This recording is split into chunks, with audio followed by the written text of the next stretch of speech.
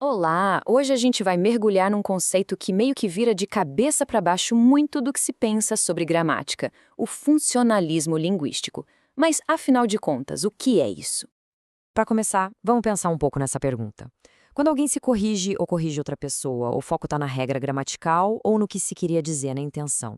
Essa é uma distinção, olha, é uma distinção crucial que está bem no centro da nossa análise de hoje. É muito comum, né? Muitos falantes nativos acabam sentindo que não sabem a própria língua porque não decoraram todas aquelas normas da gramática. O funcionalismo vem para desafiar justamente essa ideia, mostrando que a gramática é muito, mas muito mais do que um simples conjunto de regras.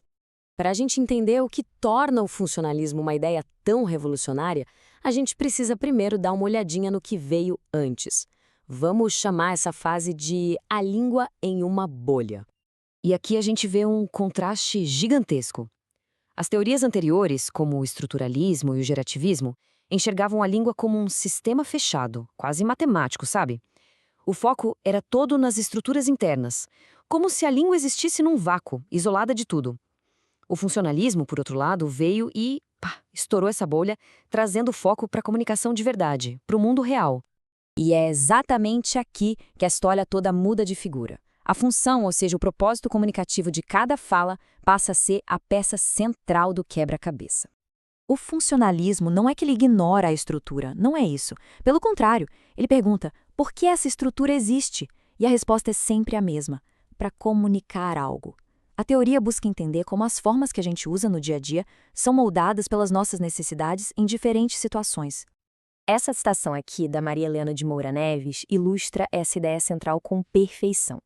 Para os funcionalistas, a língua não é uma entidade isolada, intocável. Ela está o tempo todo sendo moldada, sendo, como eles dizem, pressionada pelo uso. As nossas necessidades sociais e o contexto influenciam a gramática diretamente. Isso leva a gente a um dos conceitos mais importantes do funcionalismo.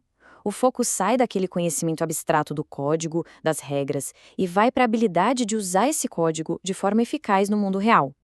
Competência comunicativa. É isso. Saber a gramática é a base, claro, mas a verdadeira competência está em dominar os usos da língua. É saber como falar com o chefe, como falar com o amigo, é saber quando usar uma gíria e quando tem que ser mais formal. É a habilidade de ser socialmente eficiente com a linguagem. E esse exemplo aqui, nossa, deixa a ideia muito clara. Quem é que domina a língua de verdade? Aquele do dito que sabe todas as regras, mas num churrasco soa como um robô? Ou aquela pessoa que, mesmo sem muito estudo formal, navega com uma maestria incrível por diferentes situações sociais, sabendo exatamente o que dizer e como dizer? Para o funcionalismo, a resposta é óbvia, né? É o especialista social, que demonstra uma competência comunicativa muito superior.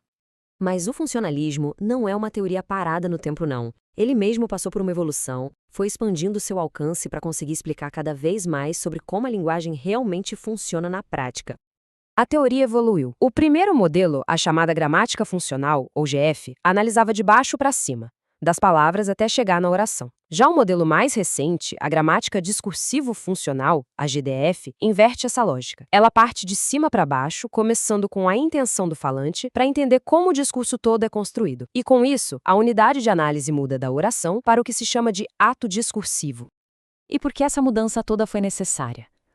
Porque a comunicação real está cheia de coisas que não são orações completinhas. Como é que uma gramática focada só na oração explica um parabéns ou um olá? Essas expressões fazem todo sentido no contexto, né? A GDF foi criada justamente para dar conta desses fenômenos, expandindo a análise para o nível do discurso, que é onde eles se encaixam perfeitamente. Então, depois dessa jornada teórica toda, qual é a grande lição que a gente pode tirar disso tudo? O que fica? A gente consegue ver aqui uma espécie de caminhada histórico-teórica. A linguística saiu de uma visão da língua como um sistema fechado, depois passou a olhar para a sentença, e aí o funcionalismo fez a gente focar no uso em contexto. Hoje em dia, teorias pós-funcionalistas olham até para o texto como a unidade fundamental da comunicação. A visão está sempre se expandindo, sempre crescendo. No fim das contas, a principal contribuição do funcionalismo é essa mudança de perspectiva. A gramática deixa de ser um manual de instruções engessado e se torna uma caixa de ferramentas.